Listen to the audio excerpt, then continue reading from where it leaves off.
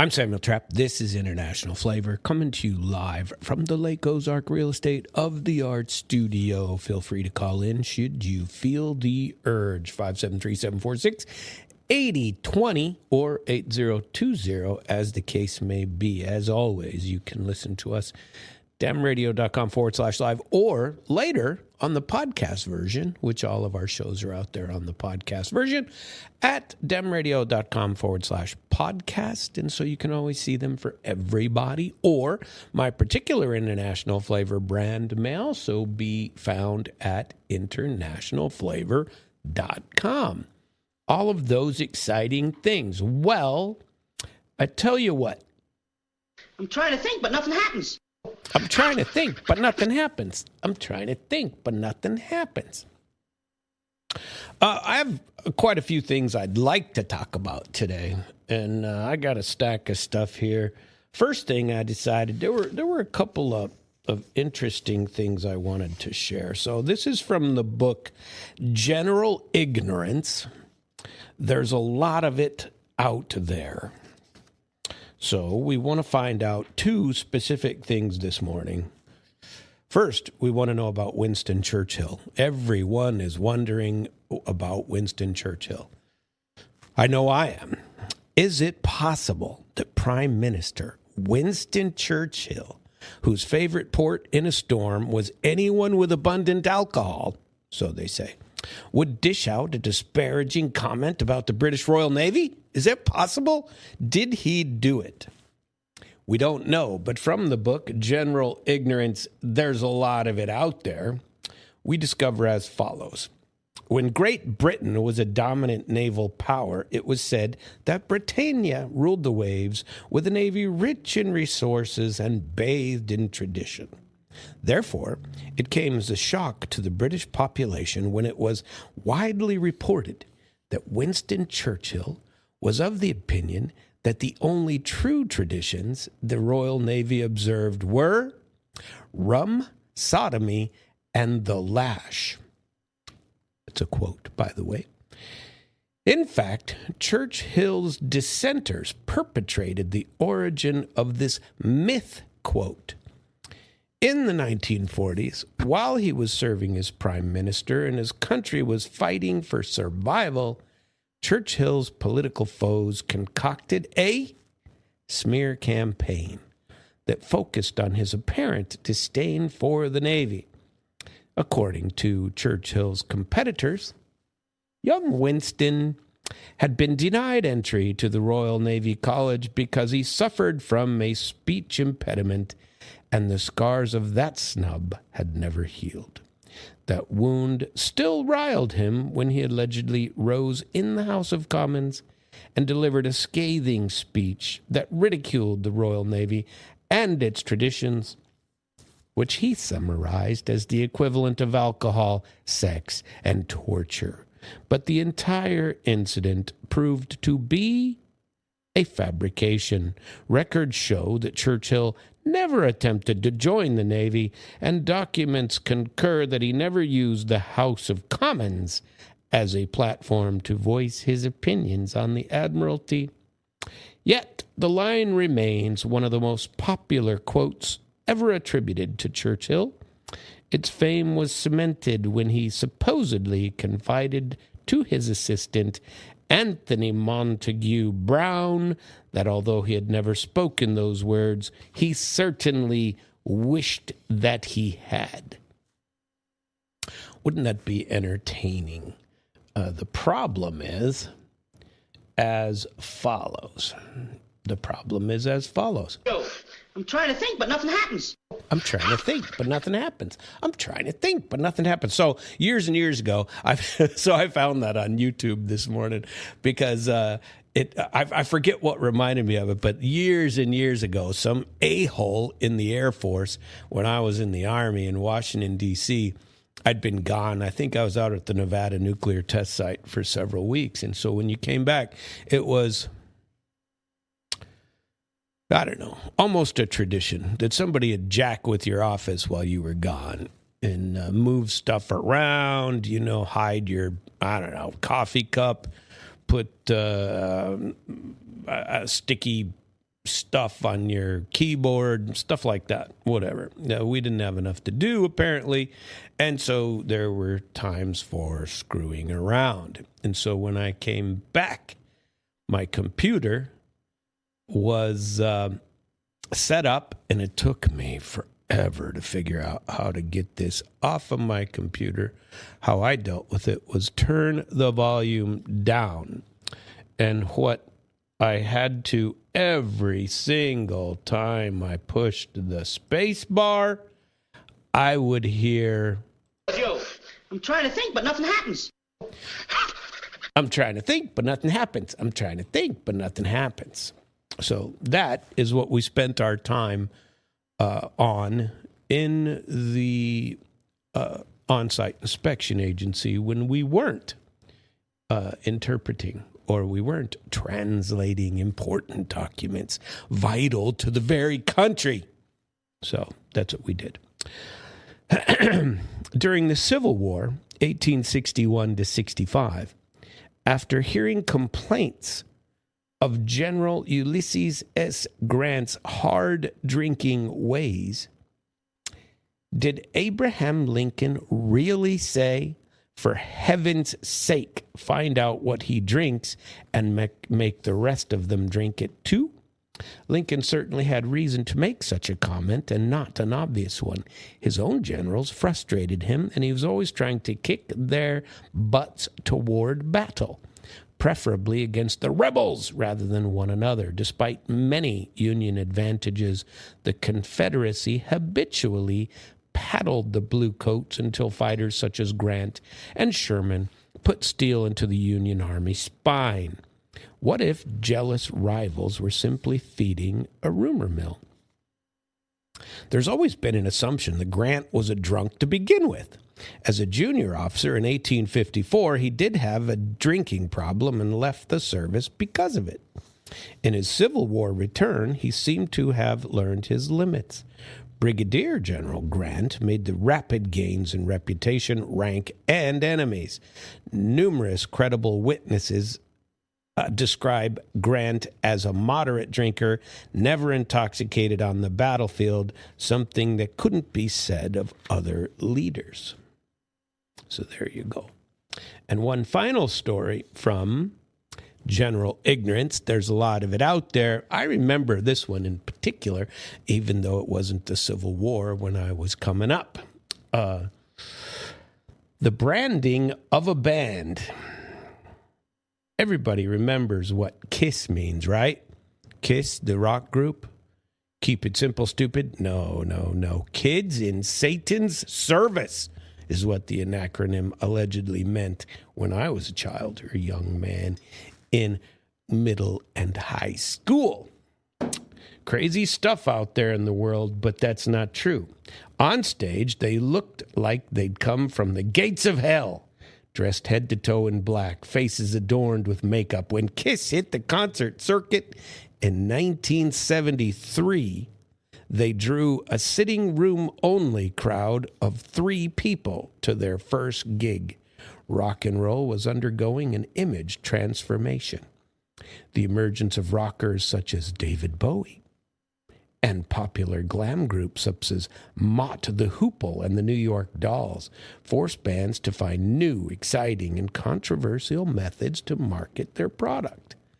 So when 4 young rockers from New York City decided to combine comic book characters and colorful costumes with a morbid mentality, they needed an appropriate handle to describe themselves, one that was easy to spell and mysterious enough to keep their fans confused. Drummer Peter Criss had been in a group called Lips, which prompted the crew to dub themselves KISS. According to the boys in the band, the name was spelled in capital letters to make it stand out and was never meant to be an acronym for anything. But that didn't stop members of religious flocks who considered rock and roll to be synonymous with the sound of Satan from claiming that the group's moniker was a devilish derivation. KISS had, kids in Satan's service. I remember that one.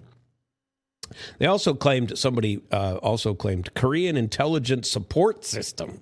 Kind of weird. But judging from the millions of records they sold in their 35 years in the biz, as well as their relentless, I cannot speak today. Keep trying to think, but nothing happens. As well as relentless licensing of Kiss-related merchandise, a more appropriate name for the band might have been, all caps, Cash instead. Isn't that exciting? I brought in a couple other books that were lounging in my bookshelf, and I threw them in the vehicle, and I brought them in. One of them, I've spoken to you before about the wonderful adventures that I have had inside Russia, Mother Russia. And I have a book in front of me that says, Para v sanatorium Bakirova, which means, welcome, or time to go to the sanatorium called Bakirova. It was built in 1933. And this sanatorium has been around forever. And I spent 10 days, 14 days, I can't remember. I think it was only 10, at this wonderful sanatorium. Now, we don't have these things in America, folks. We couldn't afford them if we did. And maybe we do have them, and only the super wealthy get a go. If you're Donald Trump, your house is your sanatorium. If you're an actor making billions and millions, you can build all the things that they had and just privately have them. But this was really cool. So a sanatorium, for those of you who don't know, is usually provided to workers or people as part of their package. You know, what they get as an annual benefit. They don't pay for it. They get it for free. But for me, it cost $500, $580, something like that. $580 for 14 days for two. And it included all the medical treatment you could want. All the food that you would eat. The room where you spent your 10 to 14 days. And it was a double suite, meaning 2 king-size bedrooms, a very large bathroom, very nicely done, built in the style of the 30s. And they had upgraded these things, and they were just beautiful. And so Bakirova was a very nice sanatorium. That was the first one I had gone to, and I've been to 2 more since then. I went to one in called Yangantau, which is near the city of Ufa, and I suppose that'd be central Russia. And then I went to another one that's really in Kyrgyzstan, which was on the lake Issyk, which is just freaking beautiful. And they have, most of the time they surround, I don't know, they call them istochniki. That would be hot water sources, hot springs, I suppose you would call them. And Bakirova especially had been around since Mongolian times, the Mongol hordes. There were records that said that they were, you know, they had history, and they have all of these history, like museums inside of these things, because this one was built for Soviet use in 1933, but it had been around for centuries, and people would go there and use it for healing, the healing muds, and they gave you mud baths. And this mud was, I mean, I did a couple of mud baths, and you could get into this healing hot waters, and it was just incredible. It really was.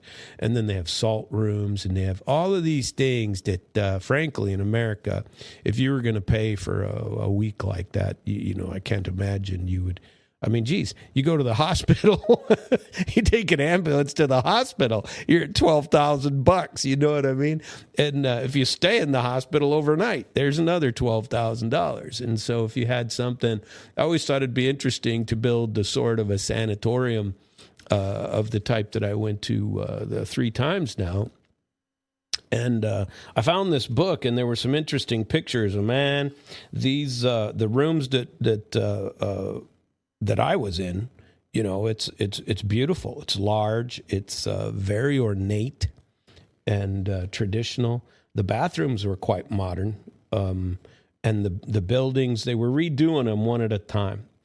And they have the places like they called them the what kind of Grazalibchenia means Grazalibchenia. So graz is mud, basically dirt. So your mud lichenia treatments, I suppose, would be the best word. So mud treatment. So it's one word. The room is Grazalibchenia. That's where you go to get your treatment. The food was a fantastic buffet style, 3 times a day. So much food. I don't like to eat that much, and so I would go and just to experience all the different types of food. But I'd try hard not to eat all that. But a lot of it's healthy. It's all natural. It's one of the sanatoriums, the one in Kyrgyzia, was Kyrgyzstan is what that is on Lake Issyk. That one was that was in the starting phases of being redone. And I actually complained about the room when I got there.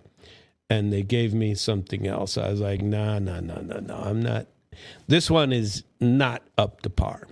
And I didn't stay there in that room. But they gave me one that was, I was like, man, I'm paying. All the rest of these people are not. They moved me to the remodeled building, in fact, is where they moved me. They're very nice about it. And I normally don't bitch about that kind of thing. I'm just not one of those people. And but it was old, and it was I was more concerned about the older faucetry and the older water in the rooms than anything else. They were all clean and decent and in decent places. And the treatment was fantastic. And you could tell they were partway through rebuilding it. And in fact, they were rebuilding the whole city that they were redoing around Issyk. And I forget the name of the town it was in, but it was beautiful. And you'd go out there every night, and they had a bunch of really nice restaurants, and then a bunch that weren't as nice, that were under the remodel part, and then they had tons of street food. So you could go and get street food and find these great triugolniki, which are little triangles of it's like a ravioli, but bigger and in triangle shape. And triugolnik is triangle. And so they basically are making these, and they're fantastic. And the food in them is great, and it's you can get, most of the time, depending on where you are, you're not going to get a lot of pork in many of the areas of, especially in southern parts of Russia. You don't get a lot of pork there because there's a ton of Muslims. And, you have to quiz what you're going to eat. And if you're not into pork, and so generally they just don't use as much. And not that it's not available, it is. Anyway, I'm kind of babbling on this because I wanted to share that from the book. I have some trivia to go through as well, perhaps, should I choose to. I wanted to go through some of the news that has been coming out in the last few days. I don't know if you heard this or not, but this is important. This is far more important than stuff that we have from this earthly planet, right? We'll soon learn if aliens are real, according to the Pentagon. Secretary of War, I laugh every time I hear that, Hegseth said that he will learn alongside the American public whether his department holds records proving the existence of aliens.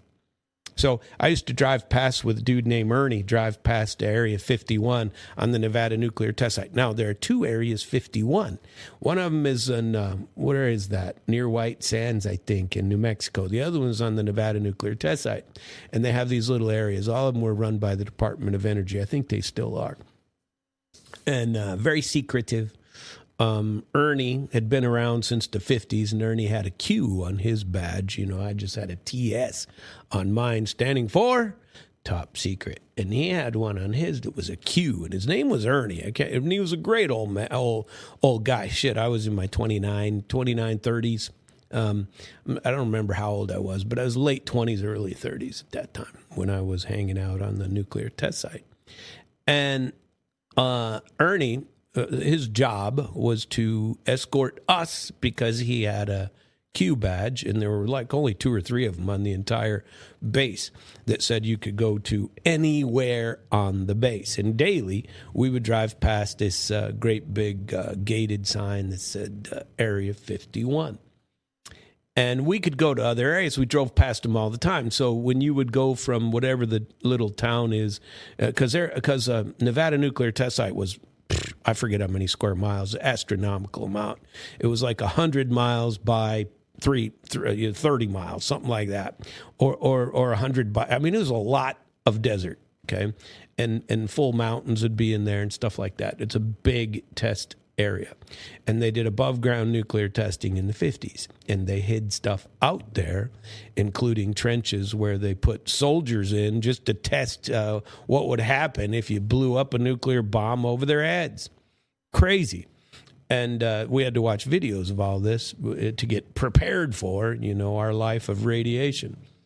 And I had to wear. You never get the results of your dosimeter, but every month you had to change your dosimeter. They give you a new dosimeter, and they take it, but they don't tell you what it said. That's great. You don't get anything. I still don't have any news of how irradiated I am, even at present. And I suppose I could freedom of information that. Maybe I'll use Civic Outlaws to do a freedom of information draw from the Department of Energy and the Pentagon and have Pete Hegseth send me my records about how much radiation I took on the Nevada nuclear test site from 1991 to 1994, 95, whatever it was. And while I was working out there.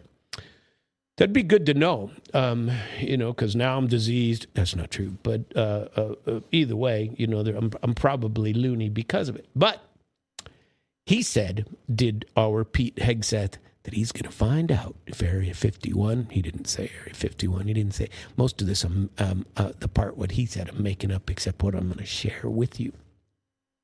He said he's going to find out whether his department holds those records. Maybe I'm an alien now. See, maybe that's why I was so interested in the X-Files in the 90s, because I'd been past Area 51, and I'd say, Ernie, take us in there, Ernie. The Russians want to see those aliens that we know you're holding up in there. They're hiding out. Or are you the guy that drops them off the food? You're one of the only guys with a Q, and I'd give him, crap, as I am wont to do. And he would get mad, and he had it's a myth. It's a myth. Sergeant Trapp, it's a myth. And he'd say, it's just a myth. That didn't occur. He was there. And I was like, yeah, but you're irradiated. You were in one of them trenches out here. What do we know? Well, maybe they are there. You take us in there. We'll inspect and we'll find out whether they're really. I was a little bit of a smartass even way back then. So, Pete Hegseth, more power to you. I hope you do prove it. Last week, Donald Trump issued an executive order, friends and neighbors, ordering the Pentagon to release any and all other information connected with unidentified aerial phenomena, UAPs, and unidentified flying objects, UFOs. Hegseth told the journalist the instruction was not on my bingo card at all. What the hell's he doing playing bingo? The kid's still pretty young. And he cautioned against expecting a swift release, saying, I'll do it. I think he's going to wait around until the old Trumpster kicks the bucket, and then maybe he'll do it because he don't want to do that. The generals would be all pissed off. If you don't have secrets, what do you have? Oh. Anyway, asked whether he believes they exist, what he replied was, we will see. I get to do the review and find out along with you. Trump's order followed a podcast in which former President Barack Obama said he believed aliens were real, but assured the U.S. government does not hold any in its custody. No, I'm not so sure. People aren't truthful with the President of the United States. especially those that work for him, especially generals, especially secretive little wankers that like to keep secrets. I don't know that I believe that. I believe in conspiracy when you get to that. So there is no underground facility. Not true. There is absolutely an underground facility. I've been in several of them on the Nevada nuclear test site. No underground facility. Unless there's this enormous conspiracy. Of course there is. And they hid it from the President of the United States. Well, that's likely, said Obama, especially back then. They would have hidden everything from that guy. And they'll hide it from Trump, too, because they believe in the bureaucrat. The bureaucrat, including the generalocrat, too. They're all these what do you call it? The UFO-ocrats. They keep that stuff all to themselves.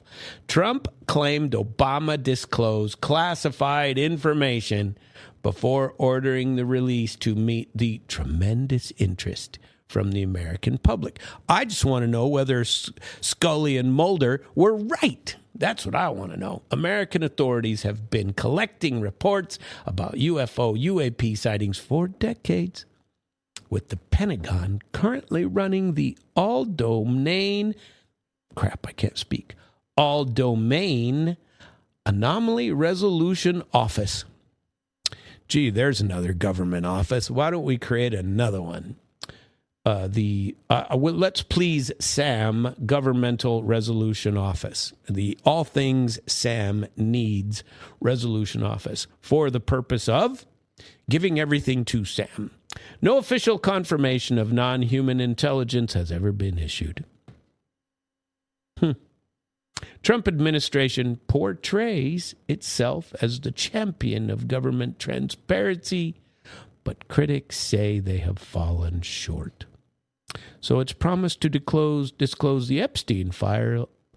Why can't I read today? Non-speaking, non-English speaking, non-Russian speaking. I am illiterate in 2 languages, friends and neighbors. So the promise to disclose the Epstein files has been a source of particular contention. Last week, an armed man was shot dead by security personnel after trespassing at Mar-a-Lago, Trump's residence. He was reportedly a former Trump supporter, agitated by what he believed is a cover-up of the Epstein scandal. Isn't that depressing? Maybe it's true. Maybe it's not. There are lies everywhere. Everywhere. In other very important news, NATO nations are plotting to smuggle nukes into Ukraine. How do you like that? But more importantly, swimmers have braved the icy Moscow canals for a winter polo match full with photos. Film at 11 on Samuel Trapp Live. Let's see. Let's get there. Swimmers have braved the icy Moscow Canal. And there are some attractive young ladies there in their little swimsuits. The Friendship Cup swimming event took place as air temperatures plunged to -5 degrees Celsius, or what would that be? About 0 is 32, and it's about blah, blah, blah, blah, blah. That'd be about 20 degrees. Isn't that correct? Somewhere in there, 20, 22, something like that.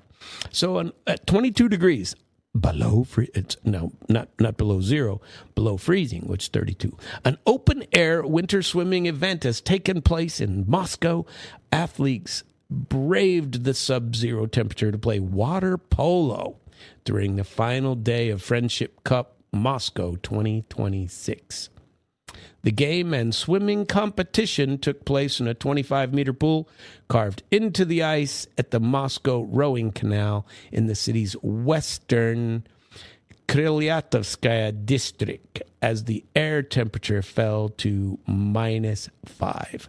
Ice swimming is a long-standing tradition in Russia. Each January 19, thousands take part in Epiphany swims to mark the baptism of Christ. The festival ran from February 20 and includes freestyle, butterfly, and breaststroke swimming disciplines, wrapped up on Monday, February the 23rd, the Defender of the Fatherland Day, a Ruski national holiday. Quite entertaining. Yep. Lots of good stuff going on. So Zelensky is out making demands still. This guy is amazing. He demands all kinds of stuff. He's rude, crude, and socially unacceptable. He can't wear a suit. You know, I haven't seen him in a tie, I don't believe, ever. And I suppose I shouldn't condemn people for not wearing ties. But geez, you know, how about, you know what my drill sergeant would say?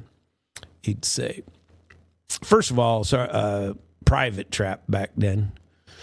You ever think of standing a little closer to your razor? You know, if you don't shave right. Well, when I was a kid, I didn't have to shave. Jeez, nothing. Baby face, for sure. And it was like I could shave every 3 days and nobody'd know the difference. But not in the Army, boy. You better shave every day, whether you need to or not, and cut your face, hack it all up, which I did on a regular basis. And so he'd say, private trap, perhaps you should stand a little closer to your razor next time you're shaving. That'd be one. Maybe Zelensky should invest in a tie. One tie. Perhaps a jacket. You know, maybe that would happen. So, but he's making demands. He is demanding that the EU give Kiev a concrete date for being allowed in, insisting that it can't be any later than 2027. EU officials won't give an exact timeline and say that Ukraine has to meet numerous conditions. The conditions I remember was way back when they're so corrupt they have to do something. And this Naboo, this group, is run by the FBI, really. And so, according to everybody, it's Western-based for sure. But in an interview with Financial Times published Monday, Zelensky says, I want a date. I am asking for it. Let us not allow the next leaders or the next generation to face a situation where Russia blocks Ukraine's EU membership for 50 years.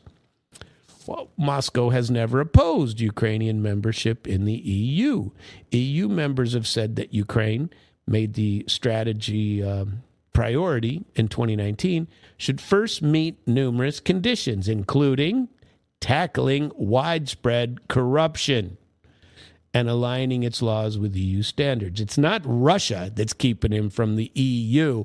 It's corruption. And if anything has become extremely evident in the last several years, it's that hasn't gone anywhere. Corruption is not gone. All he's done is taken the American professional corruption model and, improved his own with it. You know, you bring American money and everybody gets their cut along the way. And then he, from the West, and then he gets to distribute the rest to his cronies and the men on the front lines. They don't get much, right? German Chancellor Friedrich Merz, one of Kiev's strongest backers, dismissed the 2027 target as out of the question. EU Foreign Policy Chief Kaja Kallas, the genius, said, my feeling is that the member states are not ready to give a concrete date. She said, there's a lot of work to be done. EU Commission President Ursula von der Leyen suggested that Ukraine could join the EU before 2030 and argued that Kiev has made some progress. They have made some progress. Even if Ukraine meets all the criteria, its bid has to be approved by everyone. And as everyone knows, Hungary and Slovakia are in a massive fight, a bitter contest with Ukraine. They say Ukraine hates them, and Ukraine has shut off oil, which comes through the Druzhba pipeline, and they aren't getting any, and they say you better turn it back on, and allegedly are stopping the reversal, which is electro energy into Ukraine. So that fight is ongoing. And but Hungary and Slovakia both still oppose Ukrainian membership, arguing it could draw the bloc into an open conflict with Russia. Hungarian Prime Minister Orban has also labeled Ukraine the bottomless pit and warned that the country would never be able to repay any of the bloc's financial assistance. But that won't stop the old Z monster from demanding money, weapons, and accession membership into both NATO and the EU. Not gonna happen. Did you know that today is the 4th year anniversary? We are beginning the 5th year even as we speak. We are beginning the 5th year of the escalation of the conflict in Ukraine when Russia sent their people in there. Now, that isn't to say that's when the war started, because that's not when it was. You see on everybody always like the full-scale invasion of Ukraine. Oh, yeah, that's what it was. It wasn't started in 2014. It started in 2022. And if you believe that, I got some beautiful, swampland that really isn't swampland. It's fantastic, and you should move on in. So over the past few days, well, quite a few days, I have been working on, all of you know that I am a founding member of 2 organizations. One of them is Civic Outlaws, and the other one is Modern Law Ecosystem. Both of them, you can go visit modernlawecosystem.com. That gives you the legal structure that we are creating, and it's quite the project. We have some very good moves we're making in that regard. And civicoutlaws.com is a charitable organization going after the bureaucrat. Perhaps we should send Hegseth a letter about 2 things. 1, the amount of radiation that I took, and send me all of my records. And 2, aliens. Did Fox Mulder really find them? And was Dana Scully with him when he did? And was Dana captured by the deep state and put in a room and had a little metal tracking device and cancer cell installed in her neck, along with many other women that were captured? Is that really what happened? We need to know the truth. And so Civic Outlaws will make sure that we get that, except not the stuff that just came from TV shows. That's just wishful thinking on my part. But the Samuel Trapp radiation element and the existence of UFOs and aliens hanging out in the basements of the Pentagon would be exciting to know. I've been in the Pentagon several times. Okay, when I was stationed in Washington, D.C. as a member of the on-site inspection agency, I would have to go down to the Pentagon from time to time. And that building is secure. That building is, you aren't getting anywhere you're not supposed to be. That's for sure. It's like 900 years old. Nothing looks very good except in the command wings, and the rest of the building is just old and crappy. Obviously that was 30 years ago, and they've probably updated it since then. But boy, that was some stuff. But I'll bet you there's some stuff. Fox Mulder and Dana Scully are probably down there in the basement even now.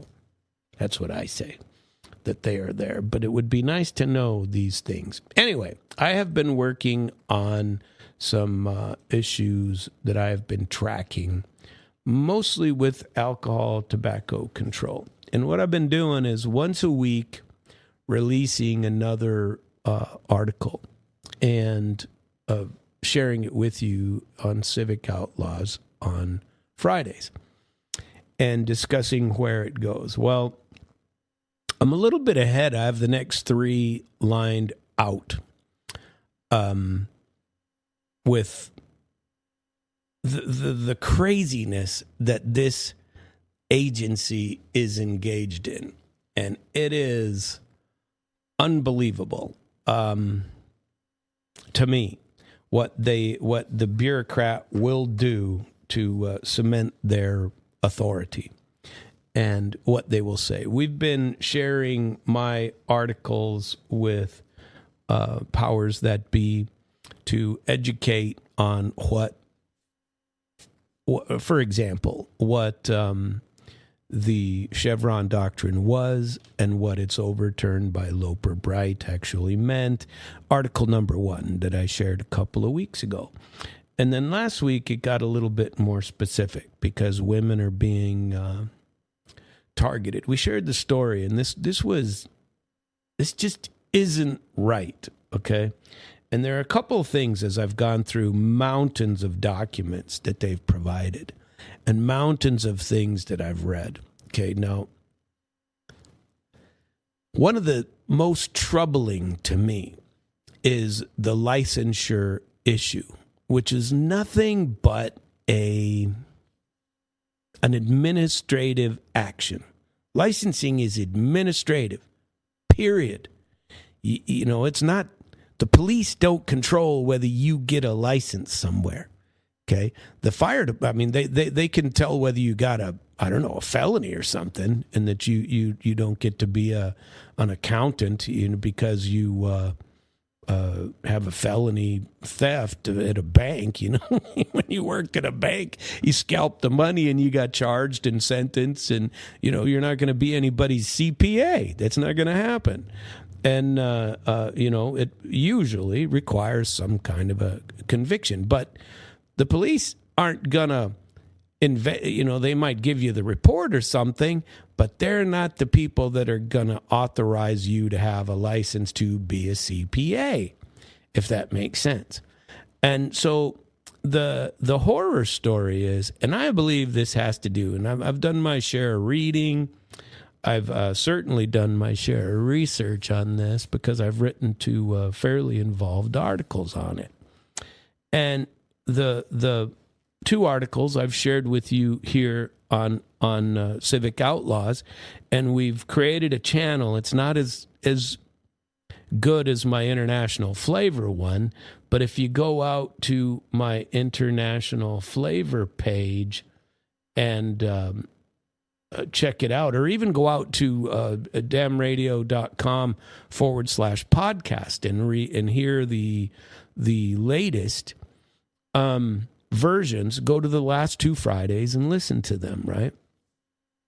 Because each one of them shared the article. The first one talked about Loper Bright overturning the Chevron doctrine and why. And the second one talked about the targeting of women through this alcohol and tobacco control overreach. They're nuts. they're overboard, right? These guys this is licensing on steroids. This is crazy. Did you know that they are and I read the statute over and over and over again. I have gone through this statute, that this statute authorizes the supervisor of alcohol, tobacco. She's authorized to make some members, some license agents, some investigative agents, some of them post-certified according to the need. But I believe they are all post-certified. Is what I believe. No, I haven't gotten that information yet. Yesterday they gave us another document. So we sent them a document several months ago, not several, only a couple months ago, like mid-December, early December, something like that. And they sent us back a document. This seems to be their mode of operation now because they sent another one yesterday. And so the first one says, the first one we requested some information. The answer we got back was it's going to cost you $386,000, first of all, prepaid, by the way. And then when you pay us, then it will take us 44 plus years, whatever. It was some crazy number, 44.3 years or something. And we aren't even sure we can do it even then because we have to go to the Appropriations Committee, to the legislature to get budgeting to hire more people. Basically, we're screwing with them is the letter that they're or is the narrative that they're trying to sell. We're screwing with them. They're not screwing with us. You know, they have to go through all this information. Frankly, I don't give a shit if you go through the information or not. I want the information. It's public information. Send it to me. If you got to redact it, that's not my problem. That's your problem. Why are you going to charge me $300 and something thousand for you to go and redact the document that's public anyway? I don't need that. Just send it to me.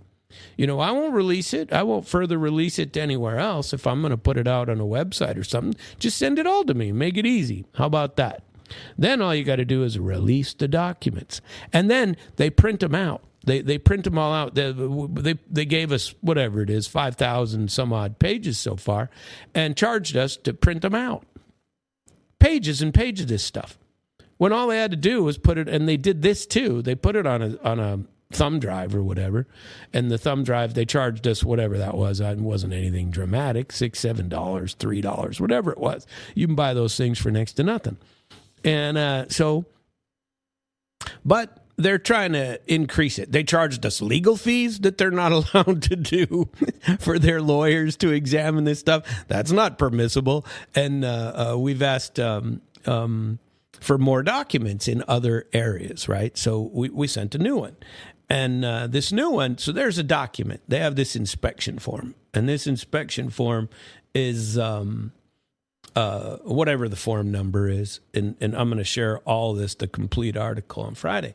But the inspection form, I believe, imports criminal concepts into licensing, but of bigger concern to me in this form. So we've asked for the varieties of this form. Give us the form.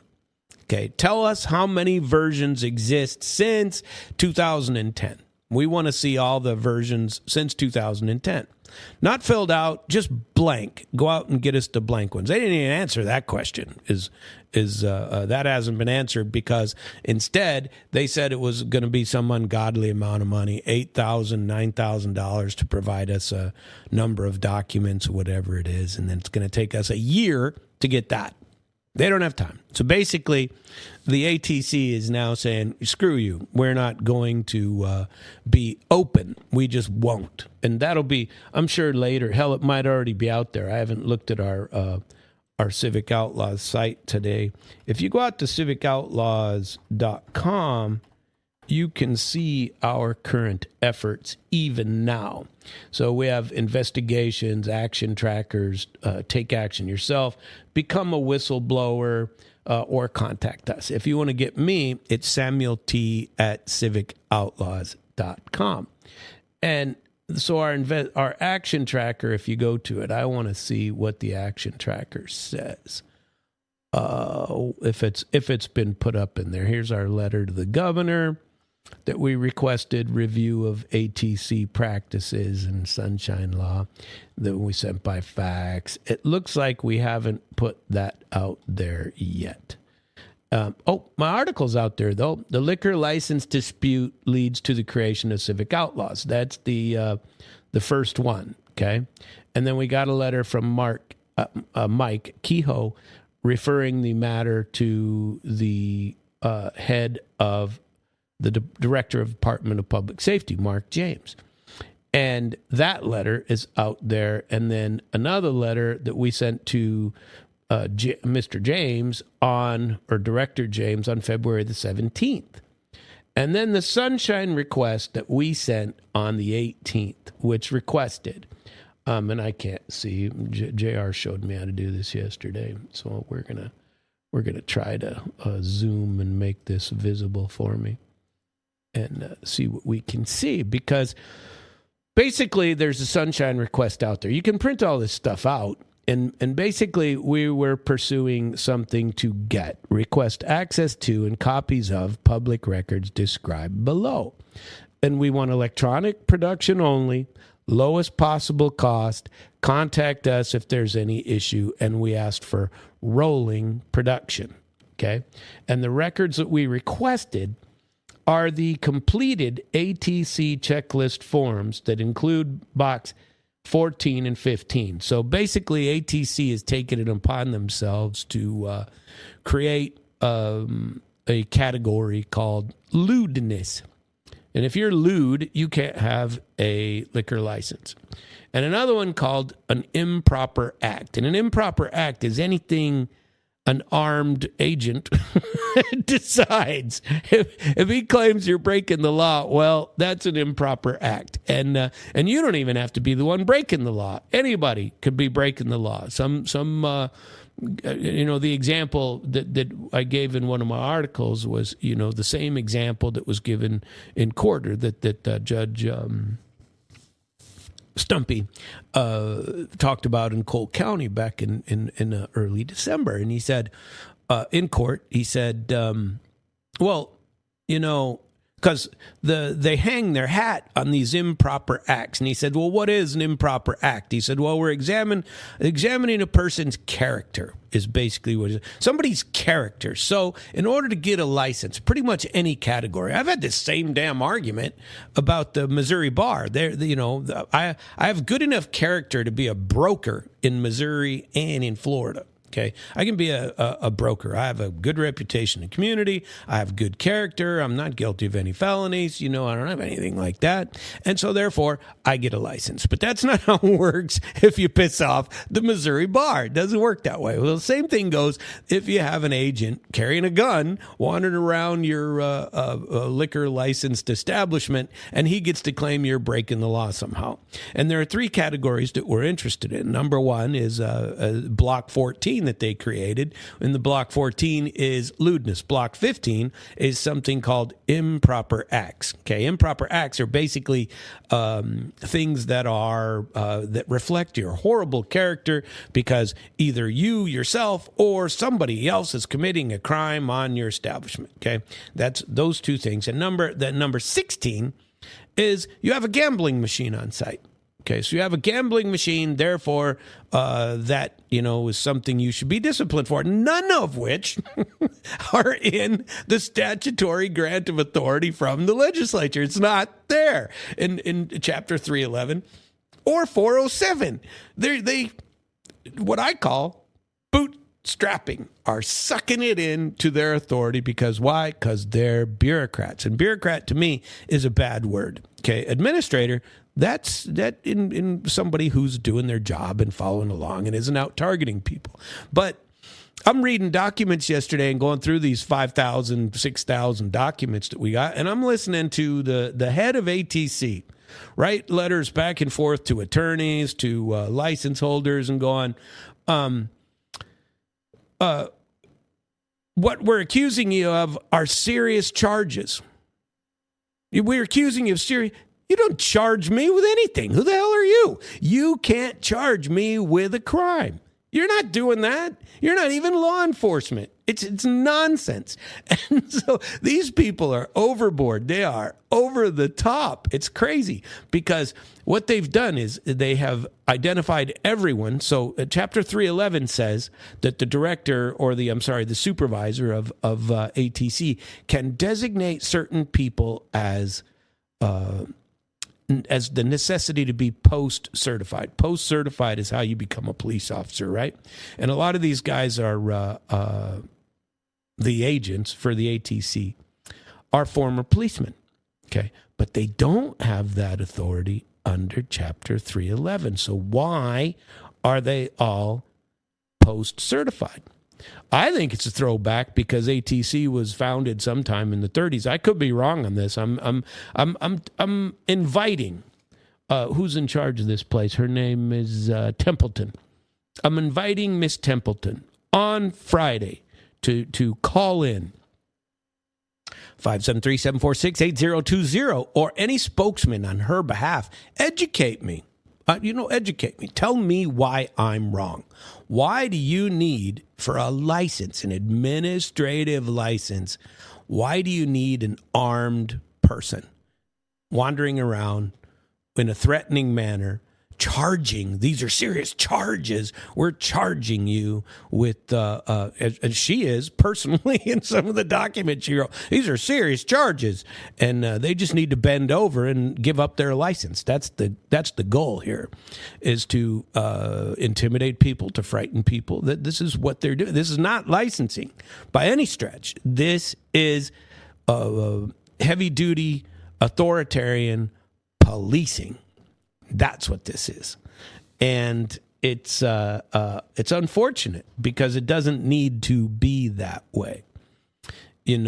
Somebody else's moral standards of so they can go into restaurants. I like to go into restaurants like Twin Peaks, Hooters. They have good wings. Twin Peaks. I went there just to see the sights. That's why I went there. It's regular food.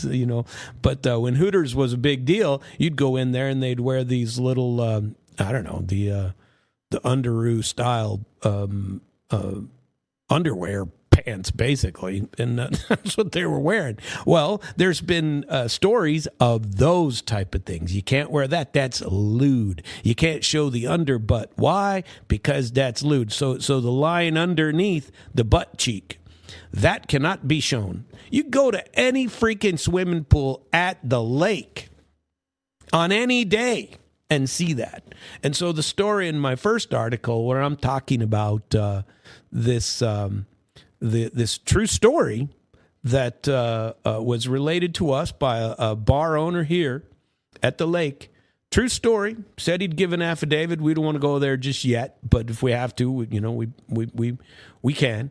That said, an agent of the ATC, during an inspection in the middle of summer at his swim-up pool bar, that kind of narrows it down for you, that an agent came up, told him he had to go ask a middle-aged patron to leave the bar or he would risk some kind of a negative influence on his license. And this is an armed agent, okay? Some guy who, God knows what. And why he was looking at this lady's crotch bears some some relation. What in the hell is wrong with this guy, first of all? And he says that he told this bar owner that this woman had pubic hair coming out the side of her bikini, and therefore it was lewd, and he's allowing lewdness on his site. And if he didn't want to have a check mark put on this box, and by the way, lewdness is nowhere defined by the legislature. It's only just something. And by the way, even if it is, ATC has taken it upon themselves to give a little bit of a mini definition of lewd, but not authorized, especially under the Loper-Bright doctrine, overturning the Chevron doctrine, and Missouri 536.140 RSMO, overturning that and ruling it in favor of maximum liberty and minimum overreach by government. And so it just pisses me off to talk about this stuff. What in the world is the government doing, interfering with some guy at a swim-up bar, forcing him to go and talk to a woman because she got pubic hair coming out the side of her bikini? What if she doesn't want to shave? I've told you those stories. You ever been to Europe, for God's sake? Years ago. It's pretty much now everybody's bald, but but years ago, you go. I'll tell you what, it was a frightening place. You'd go to a swim, and they have these cool swimming places. Which I took a young lady to Bavaria with me, and we went in one of these huge pools. And I'm telling you, some of the women in there were frightening, but the facility was fantastic. And there's indoor, beautiful, beautiful pools everywhere. And they just live differently in Europe. They're different. The way people live is different. How do you know that the lady sitting at a swim-up pool with hair coming out the side of her bikini is not European? Or isn't somebody that's suffering from some medical thing where she doesn't shave because it ruins her skin? Whatever. It doesn't matter. But this is not a licensing something that they should be doing. It's crap. And what in the world is this guy doing looking at somebody's crotch anyway? And coming up with an excuse like that to go over and tell an owner of a bar, get rid of the woman or force a check mark on my little box here. And it's intimidation. It's frightening. You got these idiots running around with weapons, issuing liquor licenses. What? This is nuts. This is crazy. And it's like, what are you trying to accomplish here? What are you trying to do except interfering or enforce your moral standards on somebody else that might not agree with them? I don't agree with them, and I'm not even, I'm not a Bible thumper. And I'm not a person who's a free reign, nude beach type. I'm not that guy either. I've been invited on a nude cruise a couple of times. I ain't going on that. Jesus, and that's more of a thing for me. But I don't begrudge anybody else that wants to. And part of me is like, I wish I was more, progressive in that regard, whatever you want to say. There are guys that swear by it, people I know that swear by it. Who are you to dictate what they are able to call their own moral ceiling, right? So that all ties back into this stupid form of lewdness, improper acts, and gambling. What in the world is ATC regulating any one of those, or verifying it, or putting it on a form, or saying, here's how we're going to deal with these types of businesses? I've written article number 3 is finalized. It's done, and it's going to come out. We're already sharing it with powers that be, but it's going to be, I'm going to share it publicly either later today or tomorrow. Usually Wednesday is when I put it out, and I discuss it on Fridays. And so it'd be nice to come, or for you to listen on Friday. I'm going to share the entire article. If you want to preview, I'd be happy to send you a copy. It's Samuel T. at civicoutlaws.com, and I'd be happy to share it with you. But we have asked for, in this, here's where we got our answer, and I don't see the answer as listed yet. Oh, my second article's out on our website too. Sorry, I haven't looked at it myself. That one's called Deference is Dead, but Moral Character Still Wants Your License. And that article was put out. Now, we haven't put anything else back there, but yesterday afternoon, we received the response to this Sunshine request, asking for $8,000 and wait a year. You prepay and then you wait a year and maybe we'll be done. Nonsense. And we're going to see if we can't get some joy out of going a step higher. We'll share this with the boss's boss and just keep on going. We're going to escalate because this is nuts and ridiculous. Hell, I'll come down and look at your records. You can have somebody do other work while I sit and go through it. How about that? There's got $8,000 in a year. Come on. How about you just send it to me and I promise not to release it? There's nothing wrong with that. Or you make it, give it to somebody else, or take the exact same thing and put a, what do they call them? A non-disclosure order of anything until you do go through it. Let me go through it for a year while you go through it for a year, and then I'll just hold on to it. But more important to me is the bottom sentence. There's a paragraph 2. So the first one was anybody that they've charged in box 14 or 15, this lewdness and improper act crap that they just create to whatever they want it to be, or I want to add to that, block 16 for gambling, because they don't have any authority over criminal law anyway. But they think they're policemen. Hell, the head of ATC thinks she's a policeman. She gets to go out and say, boy, they're charged with something very serious. In written form to this person's attorney. They aren't charged with anything. They may have violated a license statute in your weird interpretation of what that is, but that doesn't mean they're charged with anything. You don't have that authority. You don't have that authority. It's not granted to you, except to charge them with things under 311. Not other statutes that have, where's the crime that you're charging someone with without authority? Nonsense. Anyway, number 2, the block number 2 that we requested. I don't understand why I can't have this right now. This ought to be an easy find. Shouldn't take a year to find this and thousands of dollars. This is crap.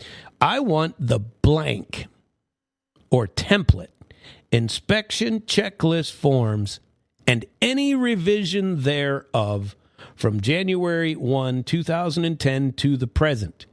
And I want to provide electronic copies of the blank template versions of Missouri Form 812-0569. Any revisions, predecessors, successor versions of that same inspection checklist form used by ATC at any time from January 1, 2010 to the present. Why? Because I want to find out when, how, who exactly made the decision to include these blocks. How long have these blocks been there that say, we want to know if you're lewd? What do you care if I'm lewd? It doesn't make any sense at all. I don't believe the legislature told you to find out if Sam is lewd or if Sam is what if a man, what if I decide to go to the same swim up bar in a Speedo? Ugh, that's a scary thought. I go to this swim up bar in a Speedo and I got fur coming out the side of my my Speedo. Is that lewd? Or is that, oh, he's a man, that's okay? Or is no agent going to be looking at my crotch anyway? Is that possible? Why in the world's an agent looking at somebody's crotch carrying a weapon in a bar, at a swim-up bar? Nonsense. This is just crap. And I'm on a rant today. I'm really sorry about that. But this pissed me off. I've been living this for a long time. Several months anyway, going through this, and just every day it's something new that I discover and go, what in the world is wrong with these people? And I'm telling you, it's the bureaucrat mindset, not administrator mindset. That's a professional. We sit down together. We talk about, area of whatever license you're supposed to have. If you are a person who's trying to open a barber shop, do you need a guy with a weapon standing there to come in and inspect your license? Or your facility, some guy with a gun come in that's post-certified to verify that your square footage matches what's required in the statute? This is so offensive to me, I can barely stand it. What in the world is this sort of job? You want to be a cop? Go be a cop. Go somewhere and chase the bad guys. Don't create bad guys because you're a cop. And I've bitched about that for 100 years. I remember when I first started on KRMS years and years ago, 2008, I think it was. And I used to talk about this stuff, the targeting of people for, for attention is the part that I hate the most. I'm not going to tell that story. When you get pulled over and the pullover is something BS, and you know that all they were really trying to do is scope whether they're just playing the percentages. The excuse was a pretext to pull you over. Pretexts do exist. They sit across the street from a bar and wait for people to pull out. That's what they do. And they can't just watch them get in their car. Of course, if they see them stumble on their way to their car. But if they're just sitting there watching a parking lot, and it's a crowded parking lot, and they didn't see somebody get in a car, they just play the chances and pull over a car. And so they'll say, when you came out of the parking lot, you didn't put your turn signal on. When you come out, your lights weren't on. Something innocuous that you come out, and it's clearly an excuse to find out if you're, 3 sheets to the wind. That's the real reason for pulling you over. You can almost respect that. Hell, I'd respect it more if when they pulled it over said, well, you just came out of the bar and I want to make sure you're not drinking. That's what, I mean, I would respect that. That I can handle. I could even support that. But they know they can't do that. They have to have an articulated reason before they pull you over. Well, what they're trying to do is articulate a reason for something more than just maintaining a license. They don't do it to barbers because they don't care about that. They're looking for what? They're looking for blights on society. And a bar could be a blight upon society if everybody leaves there drunk. Or if you have these, what do they have here? Bar hops, bar. I don't know. Many years ago, I used to actually pay attention to these things, but I don't anymore. Where you would go out and you'd have I remember what they called them, poker runs. If you're in a boat and you would go out to a different place and you'd pick up a different card, playing card everywhere you went. And then whoever had the best hand, that night and had to match. But anyway, those poker run or bar and pub crawls, if you're in Colombia, stuff like that.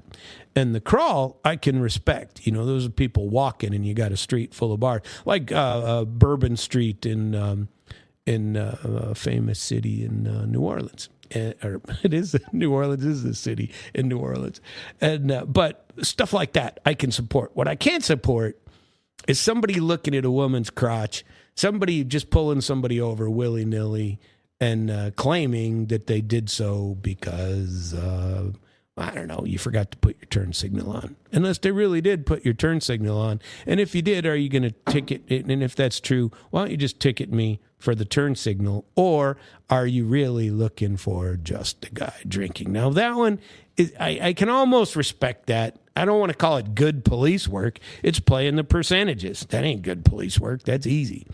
That's your job. That's the everyday garden variety. Pull them over, take them down. You can almost support that. But as a lawyer, you go, wait, that's a pretext. You can't take a pretextual stop. And what do lawyers fight? They fight whether or not the stop was pretextual or whether they had a articulated reason for the stop. So I want to know on this blank inspection checklist, the varietals that have been in existence since the beginning of time, but I only asked for them from January 2000, or we asked for them only from January 2010 to the present. Because I want to see how a bureaucrat expands their authority and under what guidance. Or is it what I believe it to be, and I articulated in article number 2, I think it was, that they created a strategy. Geez, we didn't know this law existed, and now we found out it is, and here's our strategy. We're going to take them down like this. And they are out targeting people. They are creating their own, interrogation methods. I'm the Gestapo. Step into this little cell, and why don't I do it by weapons? And geez, what are you doing with a woman showing pubic hair out the side of her bikini? That's nonsense. We're charging you. These are serious charges. Anyway, I've rambled on about that for a while, and I want to share with you come Friday. Article number 3, because this, I think, is important. And a bit of a preface to this, because this is highly, highly offensive. And they act like it's no big deal. Okay, this is, oh, geez, we're just administrators. We're just people trying to do the right thing, trying to do our jobs. My ass, I don't believe that at all. I don't believe it. And I can't believe it based on all the crap that I've read.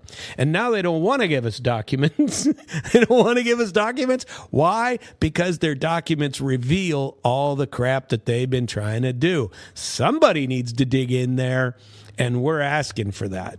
We've sent letters to the governor. We've sent letters to Mr. James. Actually, the governor referred us to Mr. James, said, look, we're going to pass this off to the next level down. Get with Mr. James and let him answer. I don't think we've received an answer from him yet. But the governor said to us, where's that letter?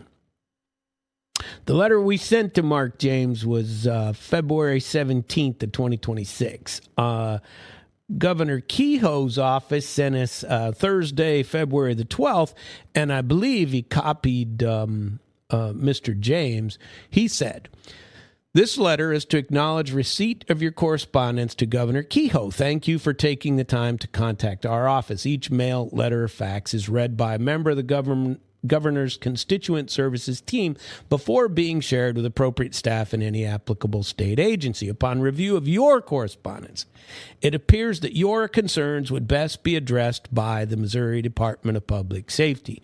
In an effort to assist, thank you, Governor, we have forwarded your email to the DPS Director's Office for review and consideration.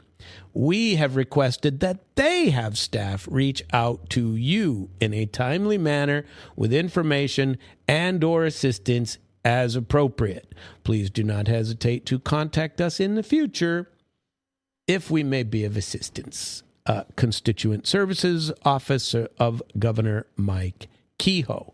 Sent to us February the 12th, Thursday at 12:10 p.m. We are now 12 days later on the 24th of February, have heard not a word from Mr. James' office. Perhaps we'll get something in the mail. Meanwhile, we sent a follow-up letter to him. And that we sent to him on February 17th. We reached out. We're eager. We want to know what the hell you're going to do about this, if anything. Want somebody to get on damn radio and talk to us.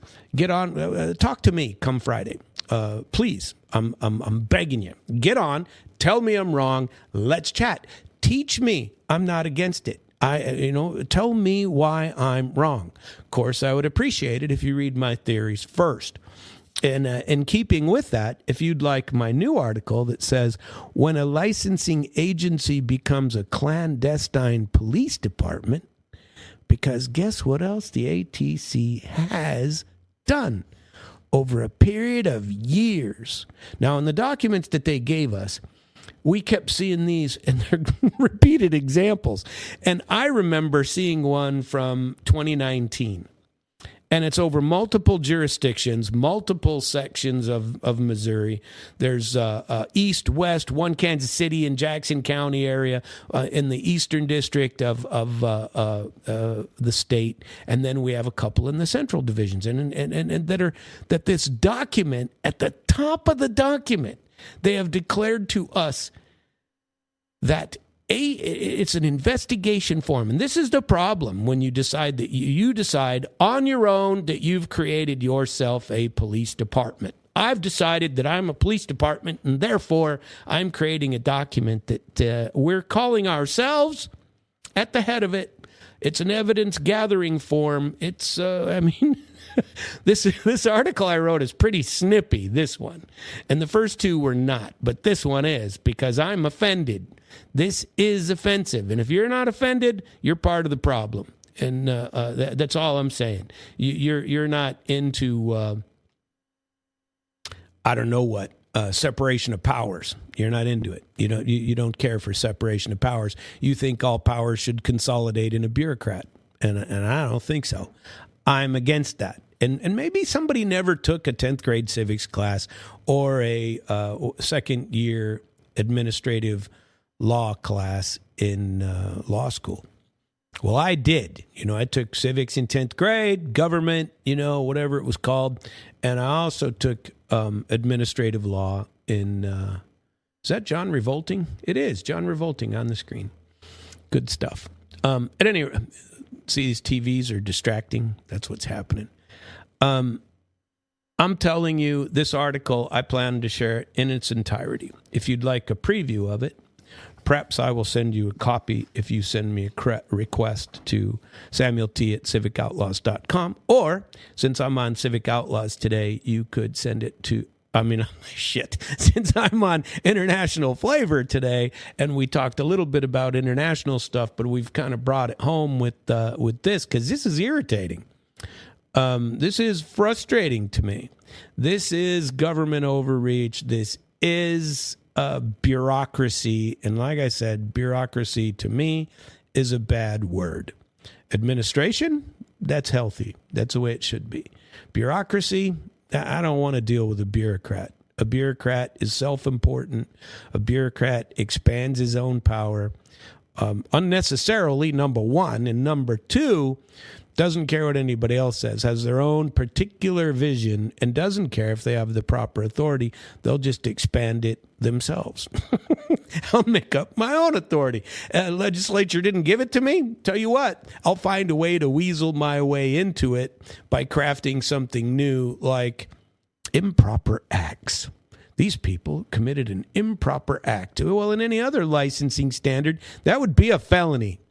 That's an improper act. And like the judge in the case in December, Judge Stumpy said, well, where does it, words to this effect, I'm not giving a direct quote. He's like, well, okay, so you got this improper act. What's the standard? What is the standard? And the guy says, well, a respect for the law. You got to have a respect for the law. And if you aren't following the law, then you don't have a respect for the law. And the judge says, all right, I'm driving 73 in a 70.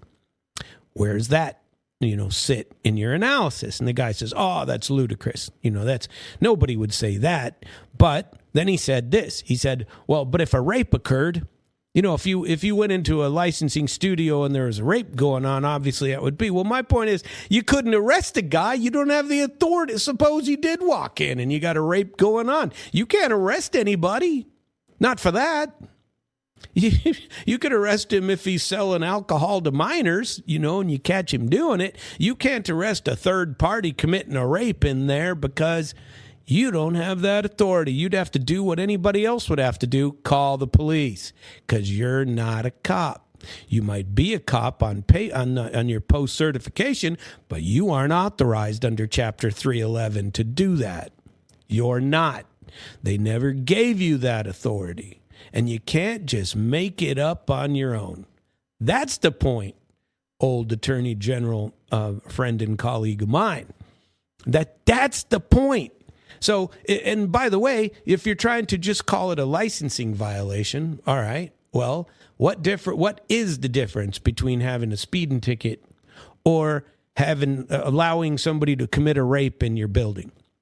Is there any difference from the licensing perspective? Silence. Tishina, that's the word in Russian. Tishina. Just quiet. It'll be quiet because you don't have that authority. The standard then doesn't exist. The standard is if the officer sees somebody having pubic hair coming out the side of their bikini, they can say, all right, I believe that's an improper act. We're shutting you down. We're canceling your license right now. And then have an administrator go, these are serious charges to your attorney. Charges? They're not charges. You haven't charged me with a crime. And by the way, you can't. Not for that. You can under 311, specific 311, because that authority you did receive as far as keeping track of alcohol, tobacco law under 311 and 407 chapters RSMO, Revised Statute State of Missouri. That's what you got. And I hate to have lived, well, I don't hate to have lived this. I'm very glad that I did live this and investigate this and go through it.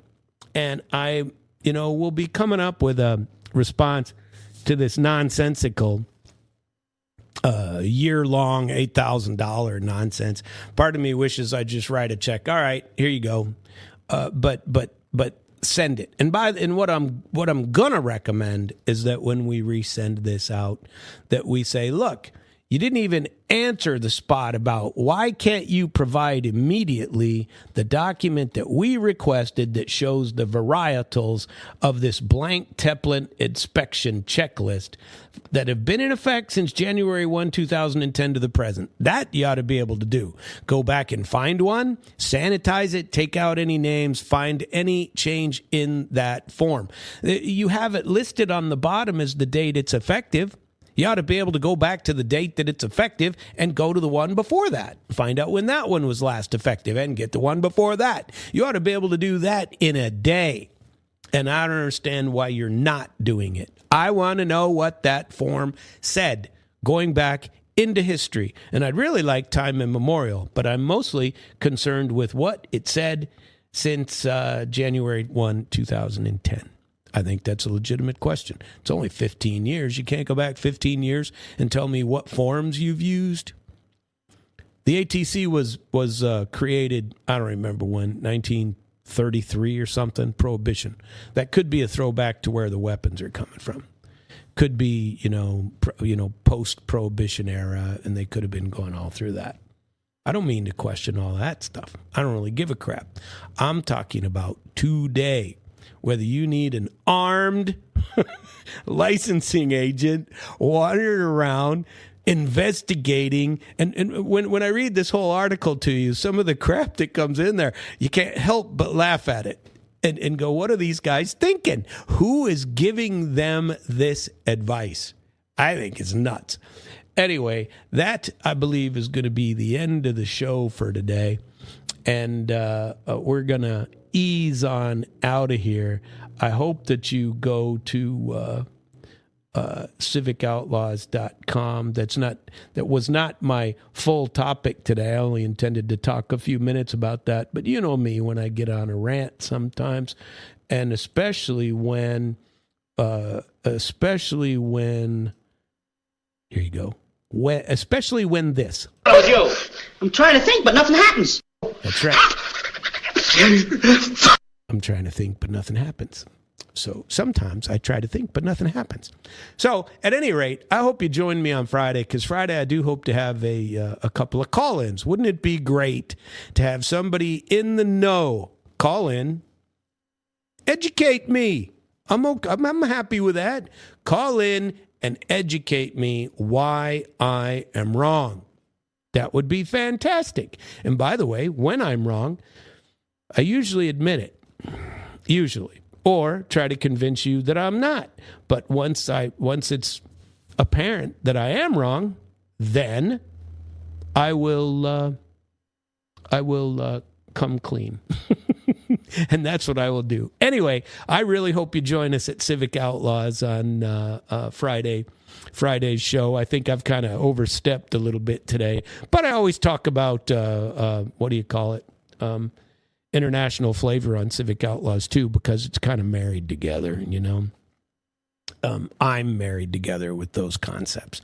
But here we are at the Lake Ozark Real Estate of the Art Studio, hoping that you come and visit us every morning from 7:30 to 9 a.m., but on Fridays, only 7:30 till roughly 8:30, and sometimes stretch it a little bit. But I'm going to try to be out by 8:30 on Friday mornings. 1 hour, that's it. I got crap to do. And so if you ever feel like checking in, Samuel T. at civicoutlaws.com, Samuel T. at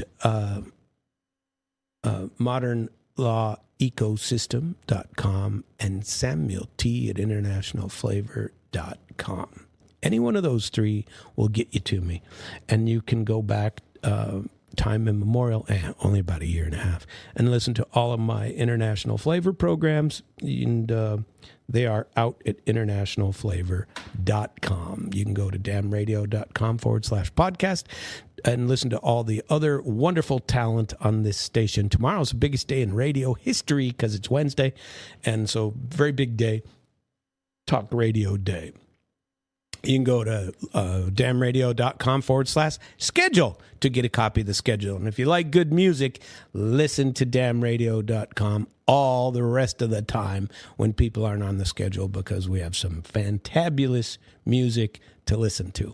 I'm not going to leave you with a song today. I was going to, but I'm not, and because I didn't tee it up in time. But have a nice Tuesday. Stay tuned for Friday when I share this article with you. And if you want an early copy, reach out soon and I will share it. Have a beautiful day.